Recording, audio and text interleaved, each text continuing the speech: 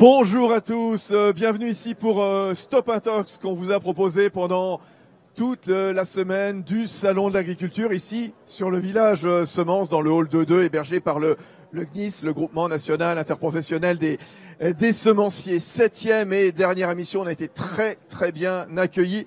Stop and Talks, le correcteur d'infos, parce que souvent il y a beaucoup d'a priori, beaucoup d'à peu près, beaucoup de fausses infos qui circulent et qui arrangent peut-être certains. Rendez-vous donc chaque matin, ici même dans le hall 2.2. Tenez par exemple, non, les agriculteurs ne sont pas stigmatisés. Bon, c'est peut-être pas forcément ce qu'ils pensent, hein, vous le savez, compte tenu des attaques, des reproches qu'on leur fait. Alors, l'agribashing, vous savez, c'est le mot justement, malheureusement, qui était au cœur, indirectement, de cette édition 2020 du Salon de l'Agriculture. Mythe ou réalité? On va en parler avec Lux Messart. Bonjour. Bonjour. Lux Messart, exploitant agricole dans le département de l'Oise, vice-président du grand syndicat agricole, la FNSEA. Jean-Daniel Lévy, bonjour. Bonjour. Jean-Daniel Lévy, l'un des grands observateurs de l'opinion publique française. Il est à la tête du département politique et opinion de Harris Interactive. Nicole Ouvrard, bonjour. Bonjour. Directrice des rédactions du groupe Réussir Agra, également fine observatrice du monde agricole. Gilles Rivière-Wechstein, bonjour. Bonjour Fabrice. Alors spécialiste des questions agricoles et environnementales, auteur de Glyphosate, l'impossible débat. On en avait parlé avec vous en début de semaine. Alors, cet agribashing, existe-t-il? Oui ou non? Question que je vous pose à vous, Lux Messart, vice-président de la FNSEA. Les agriculteurs, on vous a vu manifester à plusieurs reprises, notamment en début d'année, pour dire stop à ce dénigrement. Qu'est-ce qui recouvre cet agribashing? C'est clair qu'aujourd'hui, l'agribashing existe. Il y en a qui ont voulu dire que c'était quelque chose qui avait été monté de toutes pièces par notre syndicat. La réalité, c'est 80 émissions à charge en 2019 sur les services publics.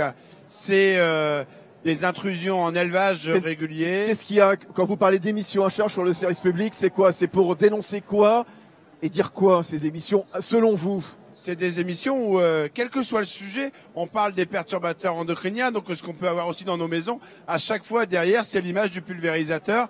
Et à chaque fois, on est toujours en train de connecter avec des choses qui sont déconnectées de nos pratiques d'aujourd'hui. Quand je dis l'agribashing existe, c'est les attaques dans chaque département d'agriculteurs qui aujourd'hui, on leur demande de descendre de leur pulvérisateur ou de leur tracteur. On sort, on leur montre le point et c'est les agressions réelles. On n'est plus dans le virtuel. Est-ce qu'on les a quantifiées, ces agressions? Combien y en a-t-il par jour? Alors, par jour aujourd'hui, on est justement en train de les quantifier. On a été mis en place avec le ministère de l'Intérieur puisque au début, elles n'étaient pas prises au sérieux. Et quand on les recense aujourd'hui dans chaque département, moi, ce que je peux dire, peut témoigner, c'est que quasiment un agriculteur sur deux aujourd'hui peut témoigner d'une agression soit verbale, soit physique. Et ça, c'est pas acceptable. Quand on produit de l'alimentation pour les Français, se faire agresser de cette manière, ça montre qu'aujourd'hui, il y a un problème. Oui, Nicole Ouvrard, on l'entend, Lux Messart, l'agribashing, il existe, selon lui, il nous le dit et il le prouve. Il nous dit, voilà, on est montré du doigt, on est stigmatisé, on est insulté. Il y a des attaques contre des exploitations.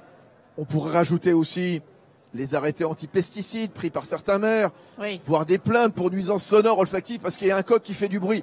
Enfin, on marche sur la tête, j'ai l'impression. Nicole Ouvrard. Alors effectivement, tout se conjugue, on va dire. Effectivement, il y a ce dossier des pesticides qui a animé l'année 2019 du début à la fin. Donc effectivement, avec à la fois des molécules qui sont mises en cause et qui sont parfois interdites. Bon, il y a eu on va dire l'affaire glyphosate qui a animé toute l'année, et il y a aussi effectivement les zones de non-traitement où en fait, je pense qu'il y a aussi un accaparement par les candidats au municipal qui ont fait monter cette affaire et qui ont pris en fait cet argument-là pour se mettre du côté de des citoyens contre les agriculteurs. Donc effectivement, ça a été une année difficile en 2019. Et alors, on pourra parler aussi de la partie élevage, parce que pendant longtemps, Ça a été surtout les gros céréaliers qui ont été attaqués. Ça fait très longtemps, c'est-à-dire qu'il y a eu tout le dossier nitrate il y a déjà plusieurs années. On en parle moins parce qu'il y a eu beaucoup d'améliorations. Il y a eu les pesticides et maintenant c'est la partie élevage. Et là, les éleveurs, ils étaient moins habitués. Ouais. Vous recueillez des témoignages dans vos journaux, dans vos publications. Il y a du courrier qui est envoyé. Vous allez sur place. Qu'est-ce qu'ils vous disent? Il y a du dégoût. Il y a de la résignation. C'est quoi exactement? Enfin, psychologiquement, qu'est-ce qu'ils vous disent? Ils sont lassés. Oui. Ils ont un sentiment d'injustice en fait, parce que c'est vrai que les agriculteurs sont fiers en fait de nourrir la population. Ils sont fiers aussi maintenant de plus en plus de produire de l'énergie pour la population, puisqu'il y a aussi cette partie là qui est en train de monter. C'est une fierté et se faire attaquer, se faire traiter de pollueurs en permanence et se faire traiter de tueurs, parce qu'aujourd'hui il y a aussi toute la partie élevage où effectivement avec ces vidéos épouvantables qu'on a vues régulièrement, qu'on voit régulièrement. Ça c'est mal vécu et c'est vécu comme une injustice. Bien entendu. Gilles Rivière-Wechstein, alors auteur de Glyphosate, l'impossible débat, auteur aussi de la Fabrique de la peur il y a quelques temps également. Tiens, le mot agribashing, vous étiez un peu à l'origine de ça ou pas? C'est ce que j'ai découvert, effectivement. C'est un mot que j'ai utilisé pour la première fois au Salon de l'Agriculture en 2016, donc ça date déjà un certain temps. 4 ans. Et pourquoi je l'ai utilisé? Pourquoi j'ai mis ce terme agribashing? Parce que, pour moi, l'agribashing, c'est quelque chose de bien précis. C'est le dénigrement systématique et volontaire avec des arguments erronés et mensongers. Volontairement mensonger. C'est ça l'agribashing. Comme tu le disais, c'est pas simplement une émission qui fait de la critique contre l'agriculture. Ça, ok, il a toujours existé. C'est le fait qu'après qu'une émission qui a fait de la critique sur l'agriculture, les mêmes journalistes ont eu une information pour leur dire, mais attendez une minute, là vous vous êtes trompés. Ces mêmes journalistes refont les mêmes erreurs ou disent les mêmes propos ensuite. Et pas une fois, pas 2 fois, mais comme tu le disais, 80 fois dans une année. Élise Lucet, 4 émissions à charge en une année sur l'agriculture. Donc ça crée un climat évidemment très toxique, avec un but, parce que ce dénigrement a un but, il faut bien comprendre. Lequel? Eh ben, c'est la destruction du modèle agricole français. C'est-à-dire que les gens qui font de l'agribashing, qui sont à l'origine de l'agribashing... Non, mais à quelle fin le remplacer par quoi aussi? Par le modèle agricole que eux veulent mettre à la place. Un modèle alternatif ils considèrent que le modèle agricole qui est porté notamment par les FNSA, ce serait une sorte de modèle capitaliste pour l'exportation, un modèle qui pollue, etc. Et donc ces gens-là veulent détruire ce modèle et le remplacer par un autre modèle. On va revenir. C'est une arme de guerre. Oui, carrément. On va revenir justement sur les motivations, mais simplement, je rappelais la Fabrique de la peur que vous aviez signée chez Rivière-Wechstein. Est-ce que l'agriculture aussi n'est pas un symbole involontaire évidemment de la part des acteurs très brillants du monde agricole, de cette peur qui agite, qui pollue beaucoup en ce moment? On parle mais la peur de l'industrie, peur de la maladie, peur de ceci, peur de cela. Finalement, c'est un élément de plus. Oui, mais c'est évident qu'à partir du moment donné où on touche à la santé ou à la nourriture, en France, on est quand même on est avec raison, si vous voulez. Ce sont des sujets qui nous tiennent à cœur. Et l'alimentation en France nous tient à cœur. Donc c'est un sujet propice au véhicule de toutes ces peurs. C'est évident. Simplement, moi, ce que je dis, c'est que dans le domaine agricole, ces peurs ont été instrumentalisées et l'agribashing fait partie des outils d'instrumentalisation pour mener une guerre contre l'agriculture française. Jean-Daniel Lévy, Harris Interactive. Les agriculteurs sont-ils des boucs émissaires, justement, face à toutes ces peurs qui émergent un petit peu partout dans la société et dont vous êtes l'un des très grands observateurs? Peut-être que déjà on peut se demander, est-ce que c'est agriculture bashing ou est-ce que c'est agriculteur bashing? Exact. Quand vous prenez aujourd'hui les Français d'une manière générale, ils ont une bonne image des agriculteurs. On a près de 3 Français sur 4 qui déclarent, d'une manière générale, j'ai confiance dans les agriculteurs. Parce que être agriculteur, ça n'est pas être qu'un producteur, qu'être un paysan, qu'être quelqu'un qui va être amené à travailler la terre ou en relation avec le vivant. Ça peut être aussi quelqu'un... Et Jean-Daniel, je vous interromps, mais regardez autour de vous. Retournez-vous là sur votre gauche. Il y a des centaines de personnes qui sont là. Si ces centaines de personnes avaient le moindre doute vis-à-vis des agriculteurs, Donc serait-elle là aujourd'hui, ce samedi matin, là autour de ce village Semence? Donc il y a ce regard positif, et puis en plus c'est l'aménagement du territoire, la vitalité du territoire et une partie de notre identité globale qui est défendue par les agriculteurs. Ça c'est le premier point. Le deuxième point, c'est vrai qu'aujourd'hui on est dans un processus global dans la société française où on a peur, où on est interrogatif, on a peur en matière de santé, on a peur en matière d'alimentation, et d'une manière générale, on ne fait pas confiance à ceux qui s'expriment dans l'espace public. Ça ne touche pas que l'agriculture, ça ne touche pas que les agriculteurs, ça touche tous ceux qui, d'une manière ou d'une autre, font leur travail, sont investis, mais peuvent être parfois soumis à des interrogations ou à des doutes. Et comme souvent en France, on voit plutôt les trains qui arrivent en retard plutôt que les trains qui arrivent à l'heure. On voit plutôt les phénomènes qui sont des phénomènes qui peuvent entraîner soit des maladies, soit des interrogations, soit des malversations, parce que ça existe, et qui, en fait, aux yeux de Françaises ou de Français, sont un peu le révélateur de ce qu'on nous cache, parce qu'on a le sentiment globalement dans la société française qu'on nous dit rien. Mais est-ce que dire qu'aujourd'hui, même s'il y a une tension et une radicalisation d'une partie de la population, est-ce que ça touche aujourd'hui l'immense majorité des Françaises et des Français? La réponse est non. Oui, Jean-Daniel Lévy, et après on va continuer.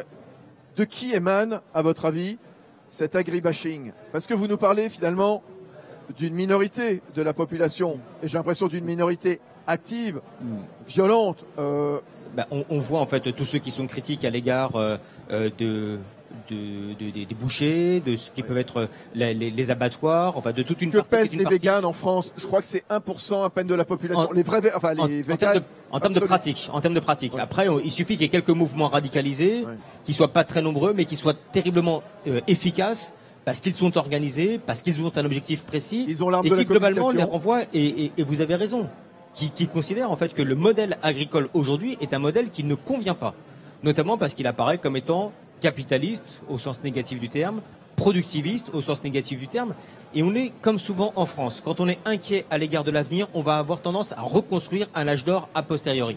Donc dire c'était mieux avant, c'était mieux lorsqu'il n'y avait pas des machines-outils, c'était mieux lorsqu'il y avait une utilisation qui était une utilisation manuelle, c'était mieux lorsqu'il n'y avait pas forcément d'aide ou d'outils qui permettaient de pouvoir prévenir les maladies. Il y avait des maladies, on n'arrivait pas à nourrir suffisamment le monde, etc., etc. Voilà, enfin bon. En tout cas, c'est une frange de population qui a tendance à être inquiète à l'égard de l'avenir, inquiète à l'égard de ceux qui ont une partie d'expertise et qui vont considérer que ça marchait mieux avant et donc il faut penser des méthodes qui étaient des méthodes anciennes. Lux Messard, vice-président de la FNSEA, vous êtes rassuré quand même par ce que dit Jean-Daniel Lévy de Harris Interactive. Finalement, cet agribashing, il vise pas, il émane d'une petite partie de la population seulement. Oui, mais il va falloir que cette minorité arrête de polluer l'ensemble de la population. On verra française. comment lutter contre l'agribashing. Aussi, à un moment donné, arrêter certains partis politiques ou certaines associations. Quand on voit les coquelicots aujourd'hui qui se rassemblent le premier vendredi du mois devant les mairies. Alors c'est quoi les coquelicots? C'est poussé par notamment Génération Future. Oui. À un moment donné, on véhicule des peurs et on veut dire faire porter à l'agriculture, c'est quand on met en avant aussi les fermes-usines. Le modèle français agricole, nos exploitations sont quand même. Moi, je suis un chef d'entreprise, mais à taille familiale. J'ai une centaine d'animaux. Quand on est dans les pays voisins en Europe ou quand on est à l'extérieur, on n'est pas du tout. On est des nains de jardin. Donc, à un moment donné, il faut qu'on arrive à mettre en avant la diversité, la richesse de l'agriculture française. C'est ça qu'à un moment donné, il faut dire ça cesse. Et il faut peut-être aussi qu'on prenne la parole pour pas que ces minorités aujourd'hui sont en train de. C'est la petite musique qui aujourd'hui nous fait du mal et qui fait que on en prend un coup là. C'est-à-dire que aujourd'hui on perd notre sens, on perd de la fierté. Et je pense que c'est ça qu'on a besoin aussi de retrouver pour justement être fier de nourrir avec la richesse et la qualité. L'agriculture française, elle est premium.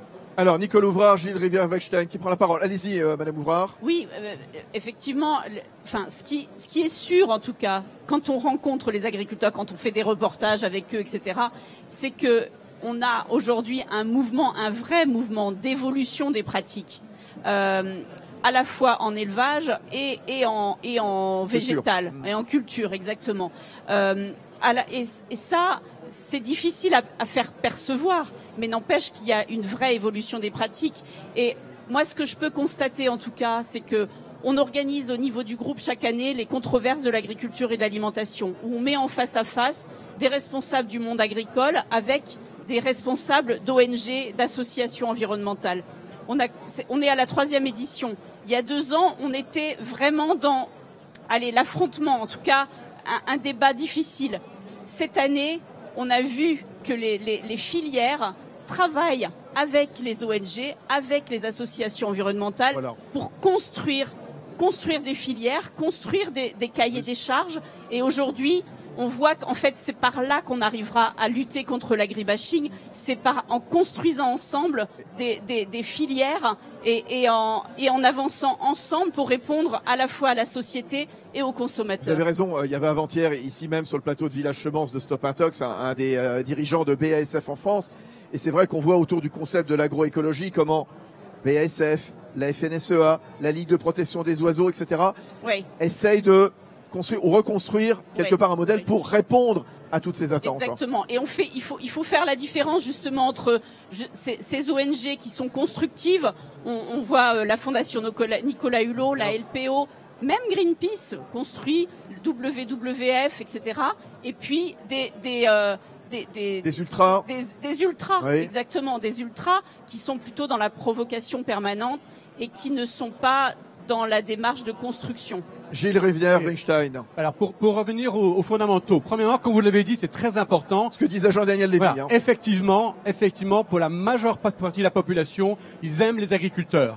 Donc ce n'est pas vis-à-vis des agriculteurs. Les agriculteurs ne sont pas en cause. C'est le modèle agricole. Premièrement. Deuxième élément, évidemment, cet agribashing est porté par une ultra-minorité. Mais cette ultra-minorité, non seulement elle se fait entendre, mais elle définit l'agenda. Parce que sans cette ultra-minorité, il n'y aurait pas eu toutes ces discussions sur les zones de non-traitement. Il n'y aurait pas eu donc, ce sont des gens qui sont hyper efficaces, non seulement dans les médias, mais également vis-à-vis des responsables politiques qui ensuite tentent de surfer sur ces vagues-là. Parce que je rappelle un troisième élément. Moi, j'entends bien, tout le monde me dit, l'agriculture française, elle est en train d'évoluer, elle va être meilleure, etc. Mais soyons honnêtes. Nous avons déjà l'une des meilleures agricultures du monde. Donc certes, c'est bien qu'elle évolue, mais c'est comme si on disait à un enfant qui a 19 sur 20, non franchement, d'abord je te flanque une paire de baffes et tu reviens avec un 20 sur 20. Ouais. Non, on a une très bonne agriculture. L'agribashing vise justement à détruire cette très belle agriculture que nous avons ici. Et ça, il faut que les hommes politiques se parent de cette question-là et défendent le modèle agricole français tel qu'il est déjà aujourd'hui. Mais je vais me faire un peu l'avocat du diable, pardonnez-moi, chacune, et spécialement donc vous, le vice-président de la FNSEA. Est-ce que ces mouvements, même s'ils sont ultra, même s'ils sont minoritaires, est-ce que certains n'ont pas quand même réussi à faire bouger les lignes? Gilles nous disait, ils sont maîtres de l'agenda.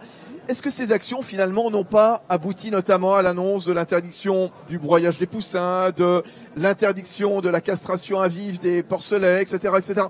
Est-ce que finalement, s'ils n'avaient pas tiré le signal d'alarme, on n'aurait pas continué certaines mauvaises pratiques. Je dis certaines mauvaises pratiques. Et quand je dis ça, c'est pas pour jeter l'opprobre sur l'ensemble du monde agricole qui l'a montré pendant 10 jours ici même, fait preuve d'expertise, de qualité et de bienveillance.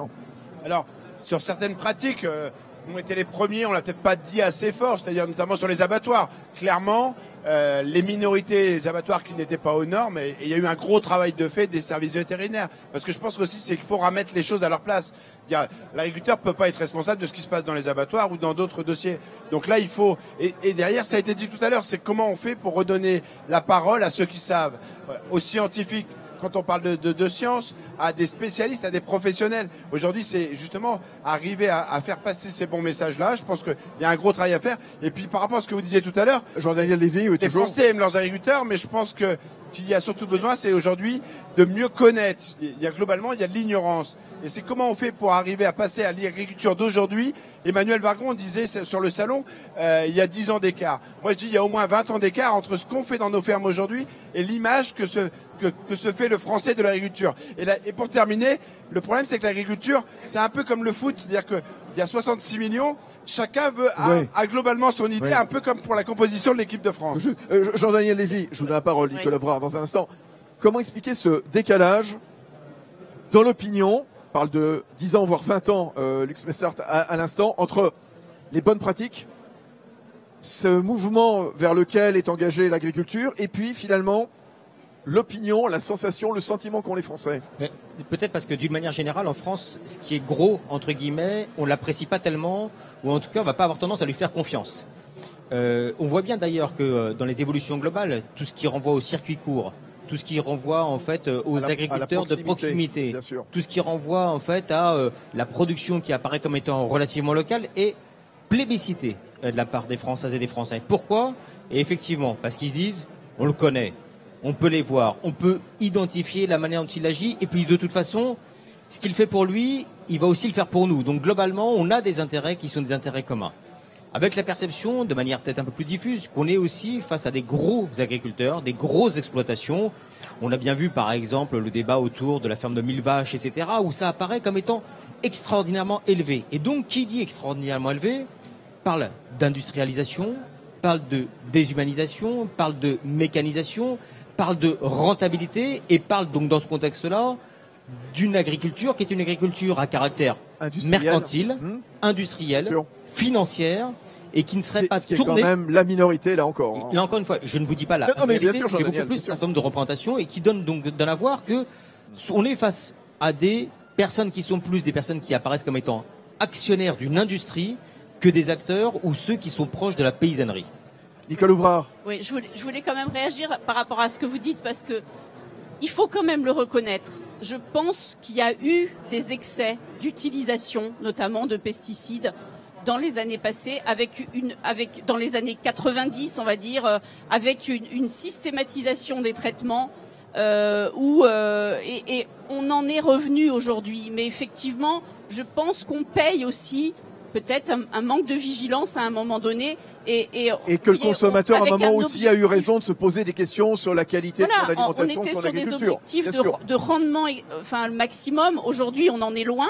Effectivement, on a diminué, on a changé la démarche, avec une démarche aussi plus économique pour les agriculteurs. Et ça, je pense, c'est vrai. Et par rapport à l'élevage, c'est aussi vrai qu'il y a aussi des pratiques qu'on peut faire évoluer.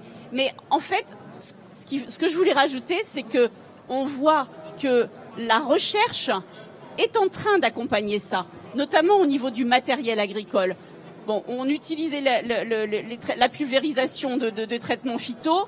Le reste n'évoluait pas au niveau de la recherche. Aujourd'hui, il y a une recherche sur la mécanisation. La juste dose au bon moment avec des robots, exactement. Qui est en train d'exploser, qui est en train d'accompagner en fait l'évolution des pratiques agricoles. Ça aussi, il faut le raconter, il faut le faire savoir aussi. Et voilà, on le voit, il y a du monde ici autour de Village Semence, justement, qui viennent découvrir tout ça. Gilles. Oui, vous venez exactement d'illustrer mon propos Jean-Daniel avec Lévy, la question de la perception que la majorité des gens ont de l'agriculture productiviste, industrielle, etc. Mais il n'y a pas de grandes fermes en France. Il n'y a pas ce modèle imaginaire qu'ont les gens, il n'existe pas. Et c'est là où je dis que cette minorité a gagné, parce que justement, elle renvoie dans l'imaginaire collectif une image totalement erronée, et surtout si on compare l'agriculture française au reste du monde. Rappelons-le, nous avons la plus belle agriculture du monde. Alors, comment lutter contre cet agribashing? Je cite le président de la République à l'avant-veille de sa venue la semaine dernière, donc où il a passé 13 heures ici même au salon de l'agriculture, dans cette interview donc à la presse régionale. Il dit qu'il ne tolérera aucune violence à l'encontre des agriculteurs. Qu'il y ait des lanceurs d'alerte, c'est une chose, mais on ne peut pas accepter cette forme d'activisme violent. Christophe Castaner, le ministre de l'Intérieur, lui juge utile la création de cette cellule Déméter au sein de la gendarmerie nationale dédiée à la protection des agriculteurs. Est-ce que vous avez l'impression que les pouvoirs publics sont à vos côtés, Lux Messart? Je pense qu'ils ont enfin compris qu'il fallait aujourd'hui sanctionner lourdement. Nos exploitations sont souvent ouvertes et on ne peut pas rentrer dans un lieu privé comme ça sans être derrière pénalisé. Mais derrière, il faut surtout faire du lien. Je citerai deux solutions. Ça fait 30 ans à la FNSEA qu'on a lancé les fermes ouvertes. Il faut qu'aujourd'hui, dans tous nos villages, on accueille les enfants de nos villages, qu'on discute, et qu'on arrive justement à casser ces idées reçues et qu'au moins un enfant, que chaque Français puisse au moins être rentré dans une ferme. Ça, je pense que c'est la première chose à faire. La deuxième chose, on l'a mis en place dans notre département et dans beaucoup de départements, c'est les chartes de bon voisinage. Parce que, oui, il faut qu'on discute sur les produits phytosanitaires. Il faut qu'on discute sur tout ce que l'agriculture peut apporter. Je suis adjoint au maire dans mon village. Il y a les droits et les devoirs du maire, du citoyen. Quand on vient à la campagne, on vient pas. Oui, le coq il va chanter. Oui, on va faire la moisson, on va faire un peu de poussière. Mais en contrepartie, quand il y aura la neige, on sera peut-être là pour déneiger. Quand l'année dernière, on a eu les incendies, c'est les agriculteurs qui ont permis aux pompiers d'éviter que des villages soient entièrement brûlés. Donc je pense que c'est tous ces éléments-là, les chartes de bon voisinage, ça doit se mettre en place. Il faut des actes, il faut du concret, et je pense que c'est avec ça qu'on va réconcilier agriculture et citoyens. Et il faut qu'on fasse aussi, avec les gens des villes, un vrai travail d'explication de ce que disait Gilles, de ce que disait Monsieur Lévy. Voilà. Parce que je pense que c'est comme ça, et que ce salon le prouve, c'est qu'il y a du dialogue, et c'est comme ça qu'on y arrivera. Travail d'explication, communiqué, et c'est vrai, vous dénonciez cette minorité active, parfois violente. Eux, ils ont les armes des réseaux sociaux, ils ont les armes de la vidéo. Je cite la réponse justement des agriculteurs qu'on voit maintenant répondre sur réseaux sociaux. AgriSkippy sur Twitter, c'est un monsieur Antoine Thibault, qui est l'un d'entre eux, il est éleveur du Perche, 60 vaches laitières, 13 000 followers, en tout cas c'est la semaine dernière. Ben, il s'est lancé justement sur YouTube lorsqu'il s'est rendu compte que les défenseurs du bien-être animal ne réclamaient rien d'autre que ce qu'ils pratiquaient depuis longtemps. C'est ça qui manque aussi aux agriculteurs, oui. L'arme de la communication, Oui. faire savoir toutes les bonnes pratiques. Nicole Ouvrard. Et faire savoir ce qui se fait de bien, en fait. Parce que il faut effectivement rééquilibrer le débat d'une certaine façon.